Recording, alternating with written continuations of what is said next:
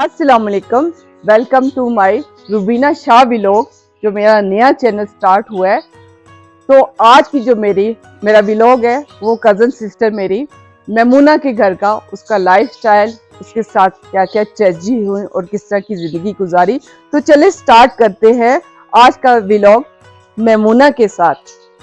तो ये है मेरी कज़न मेमूना, जिसका निकनेम है मूना। हम मूना कहते हैं। हमारी पैदाइश है लाहौर की। हम एक ही जगह की पैदाइश है और एक ही जगह पे पले बड़े हैं, मगर किस्मत जो होती है वो कहाँ से कैसे ले आती है, इनके साथ क्या क्या ट्रेजेडी हुई, ये खुद से बताएंगी। तो चले अगली बात करती है मेमूना खुद से अपनी। आप बीती बताती है कि इतनी एजुकेशन और इतनी खूबसूरत होने के बाद इनके साथ ज़िंदगी में क्या क्या ऐसे हादसा पेश आए कि इनको इन पहाड़ों पे आके ज़िंदगी गुजारना पड़ी, जो इनके पेरेंट्स का घर था, और यहाँ इनकी आबाई जो प्रॉपर्टी है इधर आके इनको ज़िंदगी गुजारनी पड़ी।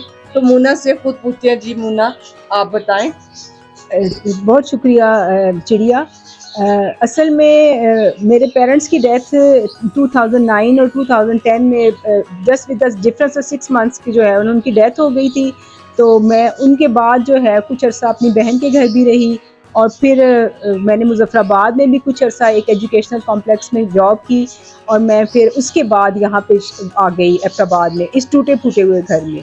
उससे पहले ज़िंदगी में मेरे साथ ट्रेजेडीज़ ऐसे हुई कि मैं जब 25 साल की थी तो मेरा ब्रेन हेमरेज हो गया और मेरी फर्स्ट ब्रेन सर्जरी हुई, और उसके बाद मैं टोटली डिसेबल हो गई। ब्रेन सर्जरी भी मेरी सक्सेसफुल ना हुई और मैं टोटली डिसेबल हो गई।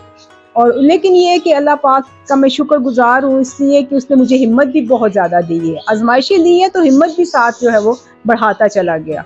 उसने मुझे इतना बहादुर बना दिया कि मैं खुद भी नहीं सोच सकती कि मैं कभी इतनी बहादुर हो सकती थी। फिर मेरा ब्रेन सर्जरी के बाद जो है मैंने पढ़ना शुरू कर दिया। एक मैंने कोर्स किया अली इंस्टीट्यूट ऑफ लाहौर से, 95 की क्लास में मैं थी और 95 के एंड तक जो है वो वहाँ पे मैंने पढ़ाई की। और उसके बाद जो है मैंने जॉब स्टार्ट की, लेकिन मेरी बैड लक के मेरी चूँकि पहली ब्रेन सर्जरी सही नहीं हुई थी और मुझे इस चीज़ का पता भी नहीं था, तो मेरी दोबारा से ब्रेन हेमरेज हो गया 96 के शुरू में। तो मेरी दोबारा से ब्रेन सर्जरी हुई। डॉक्टर इफ्तिखार आजा ने मेरी सक्सेसफुल ब्रेन सर्जरी की। I was suffering with the AVM of brain. तो फिर अल्लाह पाक का शुक्र है कि बस आसानियाँ भी वो खुद ही देता गया। 96 के बाद मैंने 97 और 97 मैंने घर पे गुजारा। तो फिर मैंने 98 में जो है वो दोबारा से काम शुरू किया। NGO सेक्टर में मैं आ गई, और केयर फाउंडेशन की मैं शुक्रगुजार हूँ कि मैं उनके साथ तकरीबन 12 साल तक मुसलसल मैंने जो है वो लाहौर में काम किया।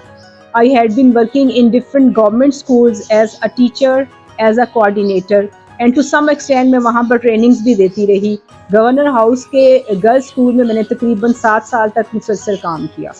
और फिर ऐसा है कि 2009 में और 2010 में 6 महीने के डिफरेंस से मेरे पेरेंट्स की डेथ हो गई। तो फिर मुझे लाहौर जो है वो छोड़ना पड़ गया, क्योंकि मैं वहाँ अपने घर में अकेली रह गई थी। हम 3 लोग थे, मेरे अम्मी अब्बू और मैं। तो अम्मी अब्बू की डेथ के बाद फिर मैं अकेली रह गई। कुछ अर्सा मैंने अपनी बहन के घर में गुजारा रावलपिंडी में। तो फिर वहाँ से मैं मुजफ्फराबाद चली गई। वहाँ पर मैंने एक एजुकेशनल कॉम्प्लेक्स में तकरीबन 8 महीने एज अ टीचर ट्रेनर काम किया। मैं वहाँ पर इंग्लिश लैंग्वेज टीचिंग करती थी। मैं उस वक्त टफल जो है उसमें एज अ स्टूडेंट जो थी इनरोल भी थी और मैं कर भी रही थी। फिर उसके बाद जो है मैं वहाँ से वो जॉब छोड़कर मदरसे की मैं इधर आ गई एबटाबाद में।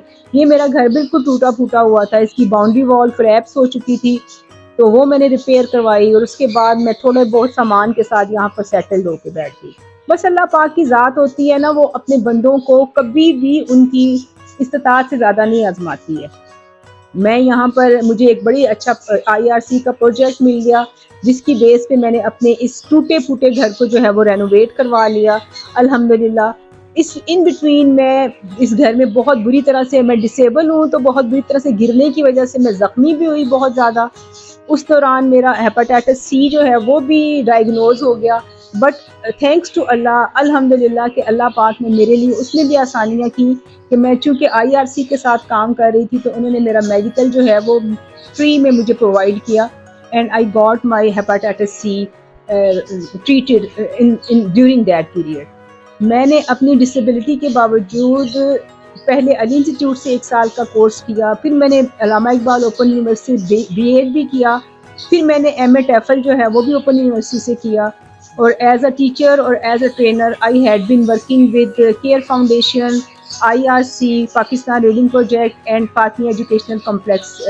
माशाल्लाह माशाल्लाह मुन्ना, आपकी माशाल्लाह एजुकेशन इतनी ज़्यादा थी, तो फिर आपने जॉब जो है कंटिन्यू अपनी आगे क्यों नहीं की और वजह इसकी क्या बनी? इनफैक्ट मेरा साथ ये है कि मैंने हमेशा उसमें NGO सेक्टर में काम किया है, तो एबटाबाद में I tried my best to work in some schools, लेकिन ये है कि यहाँ के स्कूल्स में इतना एक्सटेंसिव आपसे काम लिया जाता है जो मेरे बस का रोग नहीं है, क्योंकि मैं डिसेबल हूँ, तो फिर मैं इतने महाज जो है ना उस पर मैं लड़ नहीं सकती हूँ कि आप जो है वो 8 घंटे स्कूल में काम करें, उसके बाद आप 8 घंटे का काम जो है वो घर पे भी लेकर जाएं। This was not possible for me. मैंने ऑनलाइन टीचिंग के लिए भी किया कोशिश, उन्होंने मुझे सिलेक्ट भी किया, लेकिन उनकी टाइमिंग भी इतनी ऑकवर्ड थी कि आप शाम को 6 बजे से लेकर रात को 10 बजे से लेकर सुबह के 6 बजे तक टीच करेंगे। That was not possible for me. फिर दूसरी ऑप्शन उन्होंने मुझे ये दी कि आप सुबह 10 बजे से लेकर शाम के 6 बजे तक टीच करेंगे। That was also not possible for me, कि मैं ब्रेन सर्जरीज के बाद रात को जल्दी सोना प्रेफर करती हूँ, और दिन में चूँकि मैंने अपने सारे काम खुद करने होते हैं, तो मैं जो है पूरा दिन लैपटॉप के आगे या कंप्यूटर के आगे बैठ के टीचिंग मेरे लिए पॉसिबल नहीं थी। इसलिए फिर मैंने दोनों ऑप्शंस जो हैं वो छोड़ दी।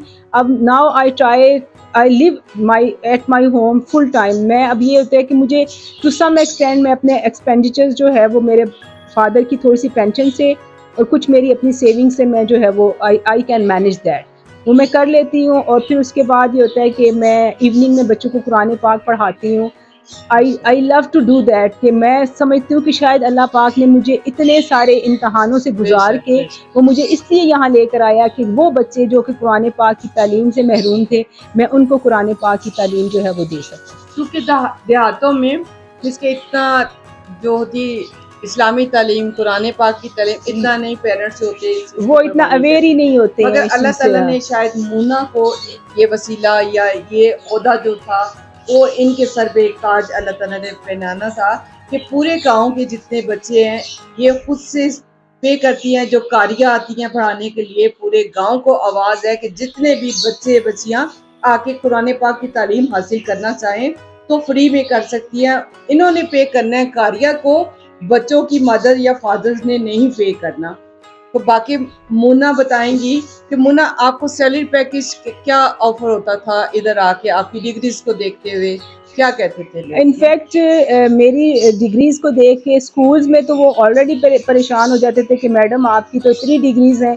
पहले तो मुझे कहते थे कि आपने पढ़ने के अलावा कुछ भी नहीं किया जिंदगी में। मैंने कहा नहीं सर, मैंने 2 ब्रेन सर्जरीज भी करवाई है, मैंने डिसेबिलिटी को भी भुगता है, मैंने पढ़ाई भी की है, और मैं 16 ईयर्स तक NGO सेक्टर में काम करती रही हूँ। मैंने प्रोजेक्ट्स पे भी किया है, मैंने ओपन कॉन्ट्रैक्ट पे भी केयर फाउंडेशन के साथ अल्हम्दुलिल्लाह 12 साल तक काम किया है, और 7 साल तो मैंने कंटिन्यूसली जो है वो गवर्नर हाउस के अंदर काम किया था। और मेरे बाद गवर्नर हाउस में केयर फाउंडेशन वालों ने कोई बंदा जो है, कोई टीचर नहीं भेजी, क्योंकि वो कहते थे कि वहाँ पर तुम्हारी जगह पे कोई असर्ट हो ही नहीं सकता था।